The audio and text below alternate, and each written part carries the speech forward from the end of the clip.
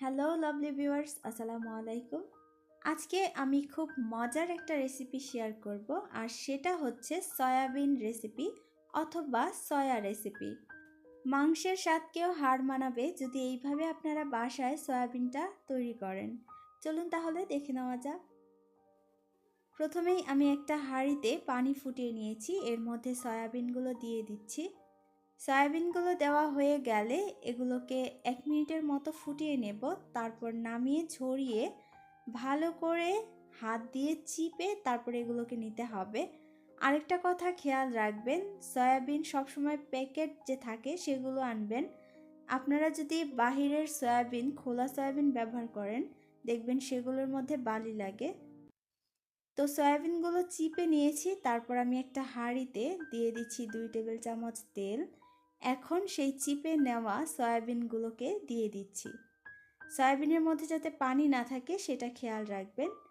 এখন একটু হলুদ দিয়ে দিচ্ছি, আর এই হলুদটা দিয়ে সয়াবিনগুলোকে খুব ভালো করে একটু ভেজে নিতে হবে। উপরে একটা কালার আসা না পর্যন্ত আমি এই সয়াবিনগুলোকে ভেজে নিব। দেখুন, এই পর্যায়ে উপর দিকে একটু কালার এসেছে আর অনেক সুন্দর একটা স্মেল বের হচ্ছে। এখন এগুলোকে উঠিয়ে নেব। এইবার হাঁড়িতে 4 টেবিল চামচের মতো তেল দিয়ে দিচ্ছি। এখন এর মধ্যে দিয়ে দিচ্ছি 2টা দারুচিনি, 4টা এলাচ, এবং আমি এখানে এগুলোকে কয়েক সেকেন্ডের জন্য ভেজে নিয়েছি। এবার দিয়ে দিচ্ছি পেঁয়াজ, দিয়ে দিচ্ছি একটুখানি লবণ যাতে করে খুব তাড়াতাড়ি পেঁয়াজটা হয়ে যায়। আমি এখানে প্রায় 10 থেকে 15টা পেঁয়াজ ব্যবহার করেছি। এবার পেঁয়াজগুলো যখন এরকম নরম হয়ে যাবে এবং ভাজা হয়ে যাবে, তখন দিয়ে দিচ্ছি 1 চা চামচ আদা বাটা, 1 চা চামচ রসুন বাটা। এগুলোকে একটু নেড়ে নেব, নিচে পেঁয়াজটা নয়তো পুড়ে যাবে। নেড়ে আদা রসুনটাকে কয়েক সেকেন্ডের জন্য একটু ভেজে নিচ্ছি, এতে করে আদা রসুনের এক্সট্রা একটা স্মেল আসবে না। ভাজা হয়ে গেলে এর মধ্যে একটুখানি পানি দিয়ে নিচ্ছি যাতে করে নিচে ধরে না যায়। এখন আমি শুকনো মশলাগুলো ব্যবহার করব। প্রথমেই দিয়ে দিচ্ছি 1/2 চা চামচ হলুদের গুঁড়া, 1/2 চা চামচ মরিচের গুঁড়া, দিয়ে দিচ্ছি 1/2 চা চামচ ধনিয়ার গুঁড়া।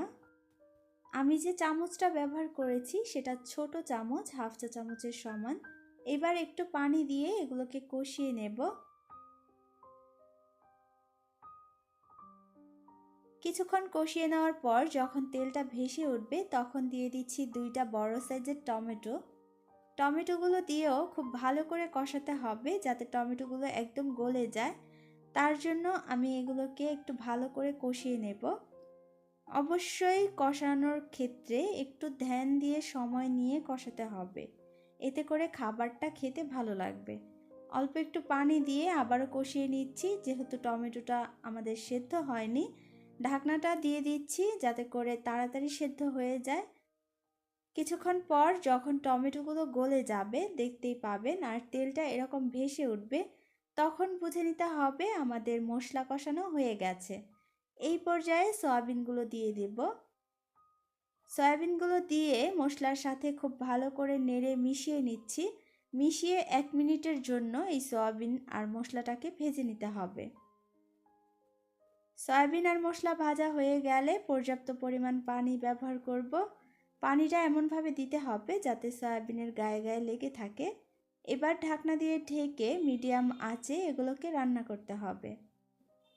কিছুক্ষণ পর নামানোর আগ দিয়ে আমি দিয়ে দিচ্ছি 1/2 চা চামচ পরিমাণ জিরার গুঁড়া এবং 1/2 চামচ থেকে একটু কম গরম মশলা দিয়ে দিচ্ছি কয়েকটা কাঁচামরিচ ফালি। এইবার এগুলোকে নেড়ে যতক্ষণ না শুকিয়ে যাচ্ছে ততক্ষণ রান্না করতে হবে।